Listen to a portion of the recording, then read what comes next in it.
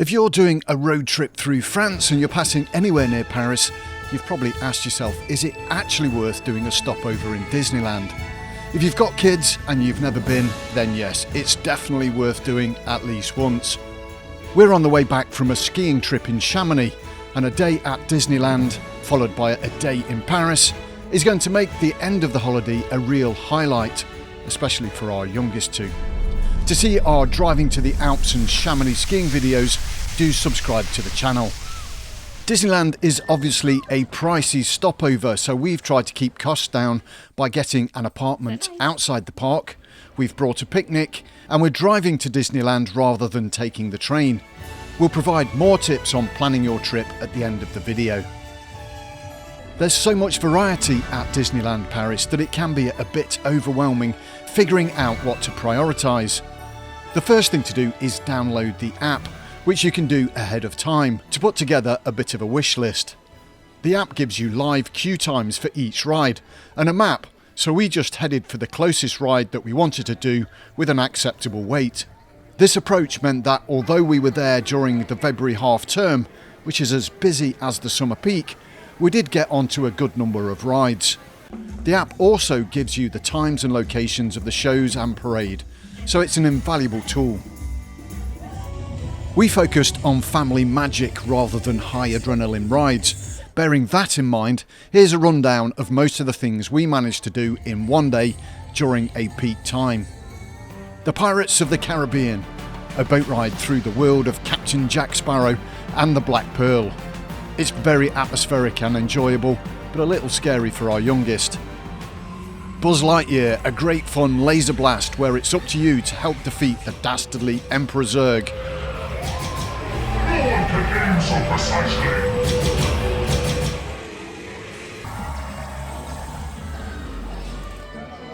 It's a Small World, a very gentle but heartwarming boat trip around the world. It's very low key, but one of our family favourites. Autopia, the little two got to drive real cars around a track. Both loved it. What's happening? Star Tours. Take a trip on an interplanetary shuttle with your tour guide C-3PO and pilot R2-D2. What could possibly go wrong?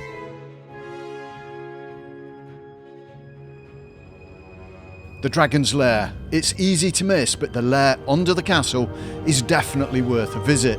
It's very atmospheric and there's hardly any queues.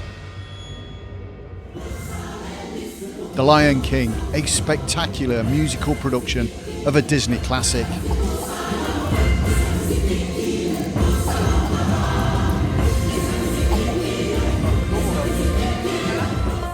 The Disneyland Railroad is a chance to sit down, take a break and enjoy the sights of the park from an old steam train.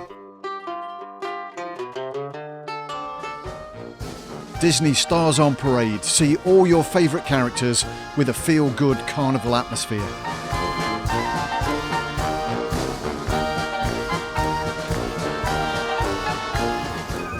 Casey Jr., the little circus train. It's meant to be for the little kids, but it's just fun and we all enjoyed it. As it gets nearer to closing time, the queues really die down, and we did the Peter Pan ride, which takes you on a flying ship to Netherland.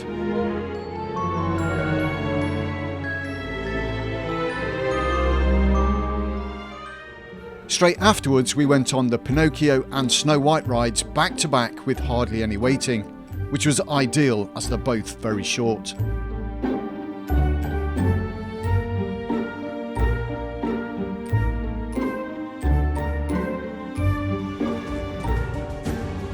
When all the rides have closed, it's time for the Disneyland Tales of Magic firework finale.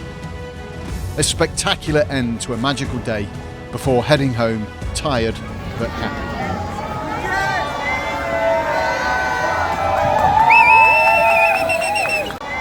So what do you need to know if you're planning a visit to Disneyland? We got an apartment, which slept the 6 of us, at Bussy Saint-Georges from booking.com for £265 for 3 nights. The apartment was right next to the RER train, which takes you to Disneyland and Paris. However, by the time we added up the price of train fares for the 6 of us, plus buying the rechargeable Navigo cards, it was cheaper to pay the €30 parking. Driving to Disneyland from the apartment was very straightforward and took about 15 minutes.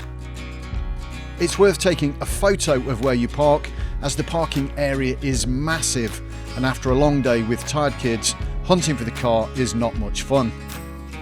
We bought slightly discounted tickets online the day before from attractiontickets.com and arrived about 30 minutes before the park opened. There are Disneyland hotels which might be worth looking at, as residents get to go on the rides an hour before the park opens. There's very thorough security checks. You can bring your own food and drink, but don't bring knives. And something I learned on this trip is they don't allow selfie sticks. Food at Disneyland is pricey, but not exorbitant.